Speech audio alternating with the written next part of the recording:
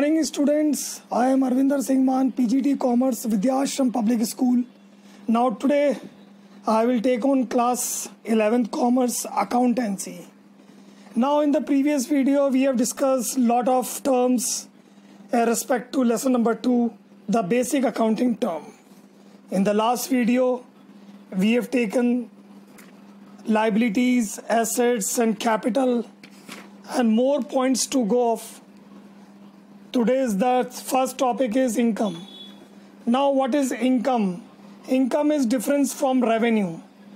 The amount received from the sale of the goods is revenue. जब हम कोई सामान बेचते हैं, जो जिस ऑर्गेनाइजेशन में जो चीज़ हम बेच रहे हैं, जैसे चाय की दुकान है, अगर चाय का शॉप है, अगर हम चाय बेचते हैं तो फिर वो हमारी रेवेन्यू है. And the cost of the goods sold, बिके हुए माल की लागत, वो हमारा एक्सपेंसेस होता है. और इन दोनों में जो डिफरेंस होता है यानी रेवेन्यू माइनस एक्सपेंसेस, वो हमारी इनकम है. That is also profit. आम भाषा में हम उसे प्रॉफिट भी कह देते हैं. Now what is profit? अब बहुत सारी प्रोडक्ट लाइन होती है, एक प्रोडक्ट नहीं होता, बहुत सारी प्रोडक्ट लाइन होती है. दुख शॉप पे होती है, ऑर्गेनाइजेशन में हो सकती है, पार्टनरशिप फॉर्म में हो सकती है, कंपनी में हो सकती है. तो टोटल रेवेन्यू सारे प्रोडक्ट्स पर बेचने पर जो टोटल रेवेन्यू होता है, उसमें से हम अगर टोटल एक्सपेंसेस माइनस कर देते हैं, if we deduct total expenses from the total revenue, we will be getting the profit for the organisation. Now what is gain? Now gain is also a very different thing. Income, profit and gain, somehow these three terms are taken all together in the same way, but they are different. What is gain? Gain is a monetary benefit or a profit advantages resulting on the event of selling the fixed assets in the company or a partnership firm. अगर स्थायी संपत्ति को बेचने पर जो profit होता है उसे हम गेन कहेंगे. इसका एक बहुत ही अच्छा एग्जांपल है कि बिल्डिंग 10 लाख रुपए की है, हम उसके 12 लाख रुपए में बेच रहे हैं, तो 2 लाख रुपए जो बढ़ ज़्यादा हुआ है, that is the gain on the sale of the building. Now 14 point loss. Now the term convey into the different meaning. It convey the result of the business for the period the total expenses exceeds over the total revenue. बिल्कुल profit के उल्टा जो profit अभी समझाया गया है. अगर total expenses different product line पे अगर ज़्यादा है और टोटल रेवेन्यू अगर हम कम हैं, तो फिर वो लॉसेस है. Now purchases. Now purchase is used only for the purchase of goods in which the business deals. What is purchase? Now purchase का मतलब होता है कि या तो रॉ मटेरियल है, या फिर अगर मैन्युफैक्चरिंग कंसर्न में है तो जो रॉ मटेरियल हमने खरीदा है फिनिश गुड्स को बनाने के लिए, या फिर हमारी ट्रेडिंग कंसर्न है तो जो माल हम खरीद रहे हैं, ट्रेड कर रहे हैं, वो हमारे लिए परचेज है. तो वो वापस बेचने के लिए रखा गया है, हमारी दुकान में रखने के लिए नहीं रखा गया है. और स्थायी संपत्तियां, फिक्स्ड एसेट्स इसमें शामिल नहीं होगा. और परचेज, कैश परचेज भी शामिल नहीं होगा, क्योंकि कैश परचेज मीन्स कैश, तो वो हम अलग दिखाएंगे. What is purchase return? Purchase return means those goods which are returned to the supplier due to some reasons. The goods are returned back to the suppliers, so that is a return outward or a purchase return. Now what is sale? Sale means the transfer of the ownership of the goods or the services to the consumer for taking the prices from the consumer. किसी भी व्यक्ति को माल बेचते हैं हम, तो जब उसको माल बेचेंगे तो उससे जो पैसा आएगा वो हमारी सेल है. Now what is sales return? अब सेल्स में सबसे बड़ी बात यह है कि अगर हम फिक्स्ड एसेट बेच रहे हैं तो वो नहीं आएगा, कैश सेल्स कर रहे हैं तो वो सेल्स में नहीं आएगा, वो अलग आएगा. सेल्स रिटर्न क्या होता है कि अगर कोई कस्टमर हमें बिका हुआ माल वापस करता है तो वो हमारी सेल्स रिटर्न है, और इसको हम सेल्स रिटर्न इनवर्ड भी बोलते हैं. Now what is stock?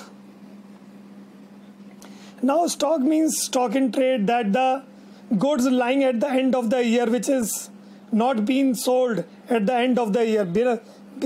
जो माल बिकने से रह, साल भर के अंत में जो बिकने से रह गया है और वो हमारे गोदामों में पड़ा है, तो उसे हमें स्टॉक बोलेंगे. तो वो स्टॉक ओपनिंग स्टॉक भी हो सकता है, क्लोजिंग स्टॉक भी हो सकता है. इस साल के अंत में जो स्टॉक बचा है वो क्लोजिंग स्टॉक है, अगले साल वो ओपनिंग स्टॉक होगा। इन्वेंट्री क्या होती है? अब इन्वेंट्री 3 प्रकार की होती है। वो होती है इन्वेंट्री फॉर रॉ मटेरियल, अगर हमने कोई कच्चा माल खरीदा है, अगर वो माल यूज़ करने से रह गया है साल के अंत में, तो वो हमारा रॉ मटेरियल है, inventory for raw material. Work in progress, अगर कोई प्रोसेसिंग कंपनी है तो उसके 5 प्रोसेसिंग यूनिट्स के अंदर अगर माल फंसा हुआ है तो वो वर्क इन प्रोग्रेस है, यानी कि सेमी फिनिश गुड्स है, वो अभी माल पूरा बन के तैयार नहीं हुआ है। फिनिश गुड्स क्या होता है? Finish goods means those goods which are finished, totally finished from the factory side and it is transferred to the godown. Now, what is calculation of closing stock? That is the market value or the book value, whichever is less. That is being brought into the business. Now, trade receivable. Trade receivable क्या होता है? Trade receivable होता है कि जो amount हमें प्राप्त नहीं हुआ है, माल बेचने पर या सर्विसेज देने पर जो अमाउंट हमें प्राप्त नहीं हुआ है, उसे ट्रेड रिसीवेबल बोलते हैं। और ट्रेड रिसीवेबल में डेटर भी होते हैं और बिल रिसीवेबल भी होता है। डेटर क्या होता है? Debtor means the term which is been use for the person or a firm to whom goods are sold, कि ये एक ऐसा टर्म है जो हम उसको बोलते हैं पर्सन्स और फर्म को, जो जिनको हम उधार माल बेचते हैं या सर्विसेज देते हैं, जिनसे पैसा अभी प्राप्त नहीं हुआ है। बिल रिसीवेबल क्या होता है? जिनसे हमें पैसा लेना होता है, जिन्होंने हमें बिल दिया है वो हम उस बिल के ड्रॉई होते हैं, वो एक्सेप्ट करके हमें वो बिल भेज देते हैं, तो भविष्य में वो पैसा चुकाते हैं। ट्रेड पेबल इसका उल्टा है। Now trade payables mean the amount payable, हमें माल का पैसा देना है, हमने पैसा नहीं दिया है क्योंकि हमने कोई गुड्स परचेज किया होगा या सर्विसेज ली होगी। इसके अंदर 2 टर्म्स शामिल हैं, क्रेडिटर्स और बिल्स पेबल। क्रेडिटर्स क्या होती है? Creditors are the term which is been use for the persons or the firm to whom from the whom the goods are purchased or services are procured on the credit, जिसका पैसा भी नहीं चुकाया है। जब हम सर्विसेज लेते हैं या हम गुड्स परचेज करते हैं उधार, तो हम उसे क्रेडिटर बोलते हैं। Bills payable, bills payable means bills of exchange becomes bills payable for the person who accepts and return it to the drawer. अब हम क्या करते हैं कि अगर सामने वाले व्यक्ति को से हमने माल खरीदा था, हमें उसे पैसा चुकाना है, तो वो हमें फ़ोन करके बोल रहा है कि मैं बिल भेज दूं क्या, तो वो हमें बिल भेज देता है, हम उसे एक्सेप्ट कर देते हैं। हम उसे एक्सेप्ट कर रहे हैं कि हम भविष्य में 2 महीने या 3 महीने में उस बिल का पेमेंट कर देंगे। That is not a ordinary bill, it is a bills of exchange. जो बिल होता है वो इनवॉइस होता है, ये bills of exchange. Now what is goods? Now goods included all those things which are purchase for resale or which is been use for producing the finish goods. Goods का मतलब वो होता है कि कच्चा माल जो हमने माल को फिनिश गुड्स को बनाने के लिए रखा है। Now what is cost?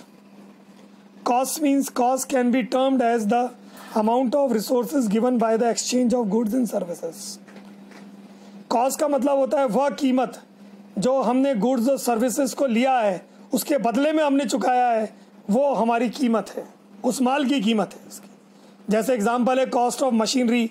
Cost of machinery का मतलब जो हमने कीमत चुकाई है, जो रेल भाड़ा दिया है, जो इंस्टॉलेशन कॉस्ट यानी कि उसको इंस्टॉल करने में, उसको लगाने में, फैक्ट्री साइट पर इंस्टॉल करने में जो कीमत आई है, वो उसकी कॉस्ट है। Voucher, now voucher are the documents, are the printed documents which are printed by the company in their own name. It is the first document, it is being prepared for all the kinds of transactions. It can be debited or credited. जब voucher कोई भी bill आता है तो हम पहले voucher में लिखते हैं, the voucher are numbered, debit and credit are defined and 2 persons used to sign, one is accountant and another is manager, and countersigned is authorized by the authorized person. Now discount एक allowance है, एक छूट है, एक rebate है। Discount is allowances offered by the seller of the goods. Now trade discount. What is trade discount? When the discount is allowed by the seller to the customer at the fixed percentage on the list of catalog price. जब माल माल की जो कीमत होती है, जो लिखित माल की जो अंकित मूल्य होता है, उसके ऊपर हम कोई डिस्काउंट देते हैं तो ट्रेड डिस्काउंट होता है। जैसे किसी माल का अंकित मूल्य 2000 रुपये, तो हमारी परंपरा है कि हम 10% उसको ट्रेड डिस्काउंट देंगे, तो हम उसको 1800 रुपये में देंगे। That is trade discount, and trade discount is not written in the books, it is directly deducted from the invoice, और हम इसे बुक्स में नहीं लिखेंगे ट्रेड डिस्काउंट को।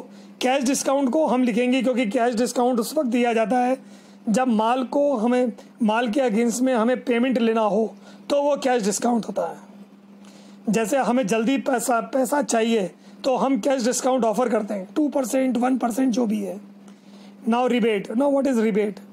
रिबेट क्या होता है? It is a reduction, type of a reduction at the value of the goods sold at the time when the seller wants to pay the amount more earlier to the stipulated date. किसी भी निर्धारित समय पर जो पैसा चुकाने से पहले अगर कोई आदमी पैसा चुका देता है तो हम उसे रिबेट देते हैं। Now goods service tax, GST, सारे के सारे इनडायरेक्ट एक्सपेंसेस को हटाकर, जैसे एक्साइज ड्यूटी है, सेल टैक्स है, वैट है, सर्विस टैक्स है, इनको हटाकर एक टैक्स में मर्ज कर दिया गया है जिसका नाम है GST। Now entry, entry means what? That is a transaction recorded in the books of accounts, transaction to be recorded in the books of accounts. Now bad debts, bad debts मतलब डूबा हुआ पैसा। अगर किसी को हम उधार माल बेचते हैं और वो हमें पैसा नहीं देता है तो the amount which is not recovered from the debtor is called bad debts. ये एक तरह से लॉस है बिजनेस के लिए। इंसॉल्वेंट, इंसॉल्वेंट का मतलब होता है the person who is not in the position to pay the amount to the concern, the person is called insolvent. Solvent means the person और of enterprises which is in the position to pay the debts, that is called solvent. वो उसकी मतलब तरलता है, वो पैसा चुका सकता है। Stores, the term stores is used to denote the material held by the enterprises for the purpose of consumption in the business, not for the resale. किसी भी सामान को बेचने के लिए नहीं रखा जाता है, ये स्पेयर पार्ट के रूप में रखा जाता है स्टोर में। जैसे लुब्रिकेंट्स हैं, स्पेयर पार्ट्स हैं, पैकेजिंग मटेरियल्स हैं, या कुछ अलग सामान हैं। रेवेन्यू है, रेवेन्यू हमने पहले ही समझा दिया गया है। Revenue is a accounting mean the income, recurring income है, यानी कि माल बेचने से जो पैसा आता है वो हमारी रेवेन्यू होती है। Revenue from operation means sales. Now the revenue earn from the enterprises from its operating activities. इस एक तरह से जो ऑपरेटिंग एक्टिविटीज़ हैं, जो रोज़ की कार्यक्रम हैं, उनसे जो माल बिकता है उससे जो पैसा आता है वो हमारी रेवेन्यू फ्रॉम ऑपरेशन है। Entity is also a concern, basically it is a concern, is a business entity. Now turnover, turnover is the second meaning of a sales. कुछ कंपनियां सेल्स की जगह टर्नओवर यूज करती हैं। लिव स्टॉक मतलब domestic animals just like cattles, horses, cat, तो ये live stocks हैं। Investment, investment refers to the deployment of the funds in the shares and debentures. किसी भी दूसरी कंपनी के शेयर्स और डिबेंचर्स खरीदने को हम इन्वेस्टमेंट बोलते हैं। That is a deployment of a fund in the another company. Thank you students and have a nice